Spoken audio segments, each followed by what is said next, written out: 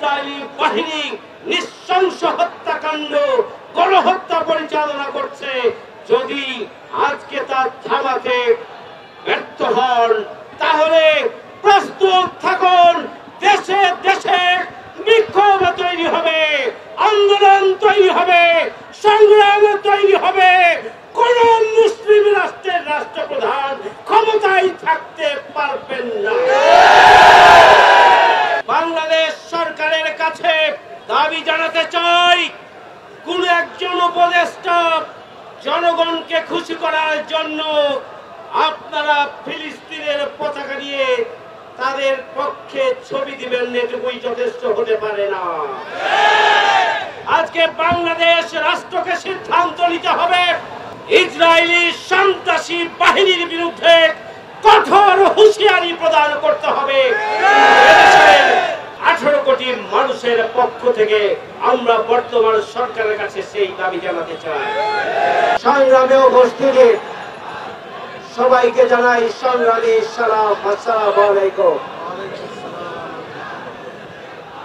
সংগ্রামী ভাই বন্ধুগণ,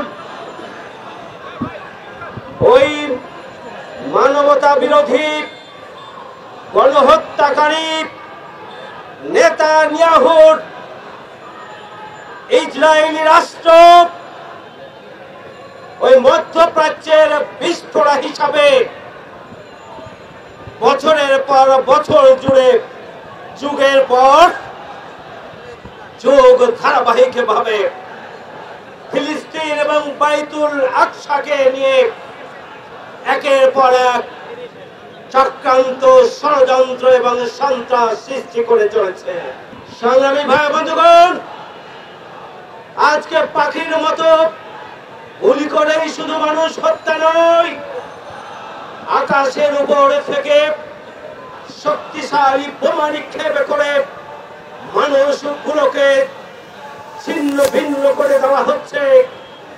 তারা ওই কন্ডনের সাথে আকাশে ছড়িয়ে পড়ছে, তারা যেন জান্নাতের দিকে ছুটে যাচ্ছে। প্রিয় বন্ধুরা আমার, আজকে গোটা বিশ্ব যেভাবে নির্মম, নির্দয়, নৃশংস গণহত্যাকে আজকে যেভাবে থামানোর দরকার ছিল, গোটা পৃথিবীর মানুষগুলো যেভাবে ঐক্যবদ্ধ হয়ে ইসরায়েলি রাষ্ট্রকে ছিন্ন ভিন্ন করে দেওয়ার প্রয়োজন ছিল, আজকে গোটা বিশ্ববাসী সেক্ষেত্রে ব্যর্থতার পরিচয় দিয়েছে। মানবতার ফেরিওয়ালা জাতিসংঘ নিশ্চুপ ভূমিকা পালন করছে। ওই ওআইসি, ওই তথাকথিত ইসলামী রাষ্ট্রগুলোর একটি সমন্বয় যে কমিটি ওআইসি, তারা প্রকৃত অর্থে ওই সন্ত্রাসী ইসরায়েলি বাহিনীকে তাদের সন্ত্রাসী কার্যক্রম চালিয়ে যাওয়ার লাইসেন্স দিয়েছে। কিসের অপেক্ষায় তারা রয়েছে? তাদের দায়িত্ব কি? আজকে পৃথিবীর ইসলামী রাষ্ট্রের প্রধান যারা রয়েছেন, মুসলিম রাষ্ট্রপ্রধান যারা রয়েছেন, আমরা বিশ্বের সাথে লক্ষ্য করছি মুসলিম রাষ্ট্রপ্রধানগুলো ঐক্যবদ্ধভাবে 200 কোটি মুসলিমকে আগামী দিনে ওই ইসরায়েলি বাহিনীর দাঁত ভাঙা জবাব দেওয়ার জন্য যেভাবে ঐক্যবদ্ধ কর্মসূচি নিয়ে মাঠে নেওয়ার কথা ছিল, আজকে মুসলিম উম্মার প্রতিদিন ব্যর্থতার পরিচয় দিয়েছে। এর কারণ কি? এর কারণ হচ্ছে বিশ্ব মোড়লদের ইশারার বাইরে, ইঙ্গিতের বাইরে, সিদ্ধান্তের বাইরে তারা কোনো কিছু করতে পারবেন না। 200 কোটি মুসলিম উম্মার দায়িত্বে যে সমস্ত মুসলিম রাষ্ট্রগুলো রয়েছেন, আমরা পরিষ্কার করে বলতে চাই, আজকে ফিলিস্তিনকে নিশ্চিহ্ন করার, বাইতুল মুকাদ্দাসকে দখল করে নেওয়ার যে ষড়যন্ত্রের ধারাবাহিকতায় ইসরায়েলি বাহিনী নৃশংস হত্যাকাণ্ড, গণহত্যা পরিচালনা করছে, যদি আজকে তার থামাতে ব্যর্থ হন তাহলে প্রস্তুত থাকুন, দেশে দেশে বিক্ষোভ তৈরি হবে, আন্দোলন তৈরি হবে, সংগ্রাম তৈরি হবে। কোন মুসলিম রাষ্ট্রের রাষ্ট্রপ্রধান ক্ষমতায় থাকতে পারবেন না।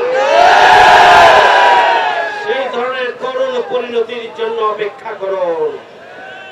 আমরা বাংলাদেশ সরকারের কাছে দাবি জানাতে চাই, কোন একজন উপদেষ্টা জনগণকে খুশি করার জন্য আপনারা ফিলিস্তিনের পতাকা নিয়ে তাদের পক্ষে ছবি দিবেন, এটুকুই যথেষ্ট হতে পারে না।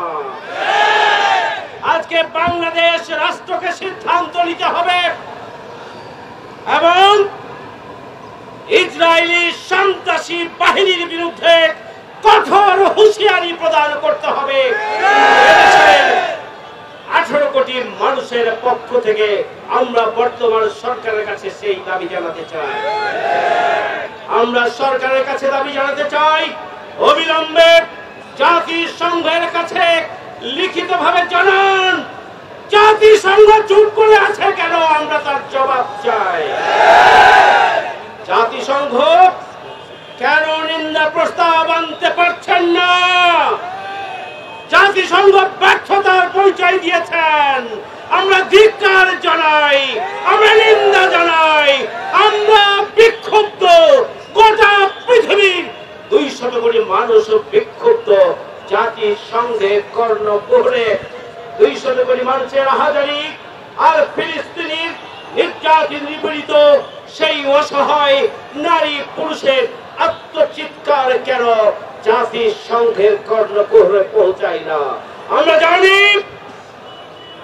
মুসলমানদের যখন হত্যা করা হয় তাদের কোনো মানবাধিকার থাকে না। মুসলমানদের যখন হত্যা করা হয় তখন এটা মানবতাকে হত্যা করা হয় না, যেন কোনো পশু এবং পাখিকেই যেন হত্যা করা হয়, মানুষ হিসেবে তাদেরকে বিবেচনা করা হয় না। এই যে জাতিসংঘের ডাবল স্ট্যান্ডার্ড, একদিকে ছোট্ট ছোট্ট বিষয় নিয়ে বড় বড় বক্তব্য দিয়ে ব্যবস্থা গ্রহণ করা, পদক্ষেপ গ্রহণ করা, অন্যদিকে মুসলিম জনগোষ্ঠীকে নির্দয়ভাবে গণহত্যা চালিয়ে নিশ্চিহ্ন করে দেওয়ার চক্রান্ত শুধু নয়, নিশ্চিহ্ন করে দেওয়ার কার্যক্রমকে থামানোর জন্য জাতিসংঘের কোনো ব্যবস্থা নাই, পদক্ষেপ নাই। আবারও আমরা 200 কোটি মুসলমানের পক্ষ থেকে ফিলিস্তিনিবাসীদের পক্ষে আপনাদের প্রতি তীব্র নিন্দা এবং ধিক্কার জানাই। আমরা বলতে চাই, বাংলাদেশ সরকারের কাছে অবিলম্বে আপনার তীব্র প্রতিবাদ জানান এবং জাতিসংঘের কাছে আপনারা তীব্র প্রতিবাদ জানান। আমরা জাতিসংঘকে অবিলম্বে ওই খুনি নেতানিয়াহুর ইহুদি রাষ্ট্রকে থামানোর জন্য আমরা জাতিসংঘের প্রতি আহ্বান জানাচ্ছি। না হলে ফিলিস্তিনকে কেন্দ্র করে যদি নতুন বিশ্ব ব্যবস্থা তৈরি হয়, সেক্ষেত্রে আপনারাও কিন্তু মাথা নিজেদেরকে রক্ষা করার জায়গা পাবেন না।